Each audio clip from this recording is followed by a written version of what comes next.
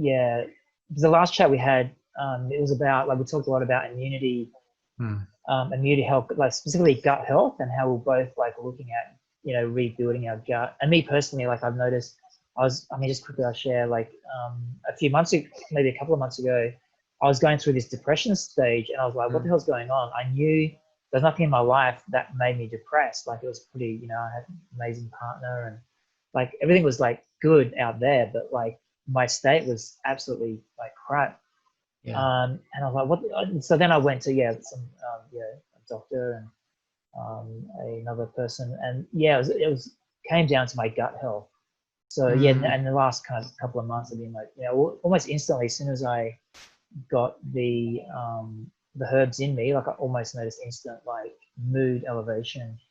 And I was like, oh my God, I had no idea how linked, like for me personally, like how linked you, like that feeling of like going into that depression, sadness, and those thoughts come in, is linked to my gut.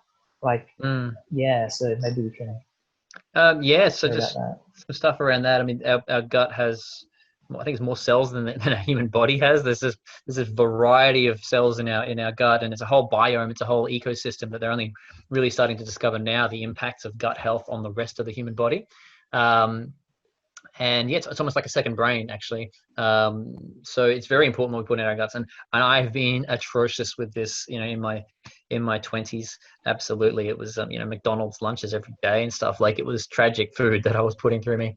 So I've actually done some damage to my guts, and I'm in a process of healing that stuff over time, using some great stuff around like glutagenics. And I've actually been given a whole course of herbs that I haven't touched yet, that I'm keen to do very soon. But I do other things as well to manage that. So I've gone and measured my intolerances and figured out what I should definitely not be putting in my body, and what I should be, and what I can get away with every now and then for my diet. So I think it's quite important to look at that, at the very least, an intolerance test, because the first thing to do is start mitigating the things that are doing us damage, and then go about actually repairing the gut and looking after ourselves that way. Of course, things like supplements, and an interesting supplement point, it actually really helps to do supplements at the end of a meal rather than at the start. So you put the food down there first, layer the supplements on top of it, and it works better for absorption into the body. So there's that. How about yourself, man? What about? Yeah, no, well, one thing, like what a partner shared with me is like vitamin D. I think it's vitamin D is the, like, for immunity, and with the whole COVID thing. Yeah, I've read a lot of places that that the vitamin D does. I mean, look, when it comes to this whole COVID thing, no one knows what the heck's really truly going on, and I'm not a scientist in any way. But I've seen a bunch of information coming out around the impact.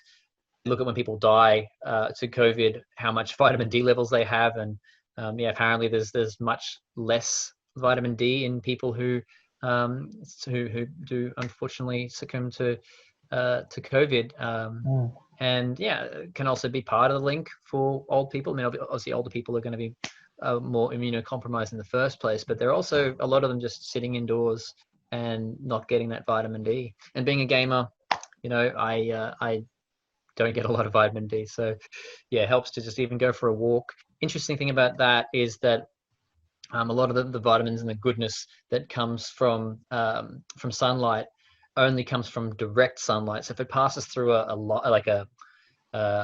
window, it won't actually absorb. You won't get the right sort of chemicals coming through, or you definitely won't get the maximum impact from being outdoors and actually receiving the sunlight that way. Yeah.